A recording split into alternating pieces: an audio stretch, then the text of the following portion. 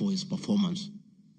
And I have had an argument that we should not call out those in the security sector. I would like you to play the next video, where we have the most incompetent Inspector General of Police, I think, in the world.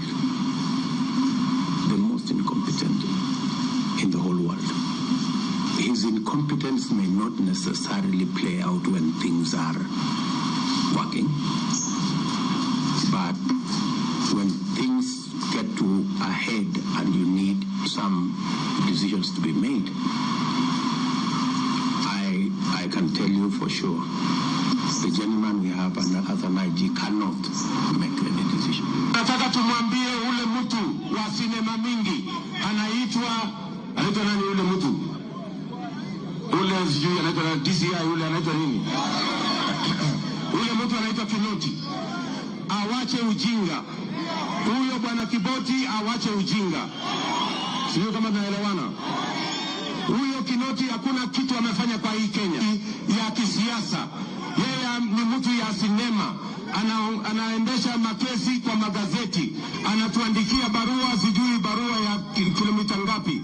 Mr. Kinoti, please save your time. Stop writing to us long letters. Leave matters of elections to IEBC.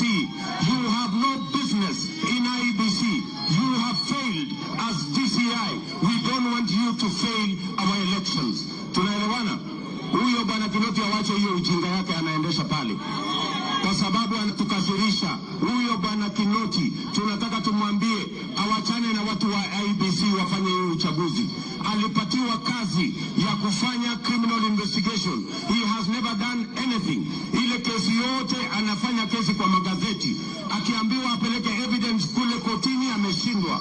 So bwana Kinoti, wacha sinema. You have failed and wait for August so that you can... Honorable members, that was President William Ruto as Deputy President criticizing IG Mutyambai, DCI Kinoti. Regarding Gachagua has learned his job from his boss, that public officers must be called to order when they fell short of expectation. And I never saw anybody bring William Ruto here for impeachment for criticizing the IG or the DCI. This is a very unfair allegation. Mr. Speaker, it is also reported by media that the IMF has already warned about impending unrest during the people's dissatisfaction with the 2023 and 24 finance bill.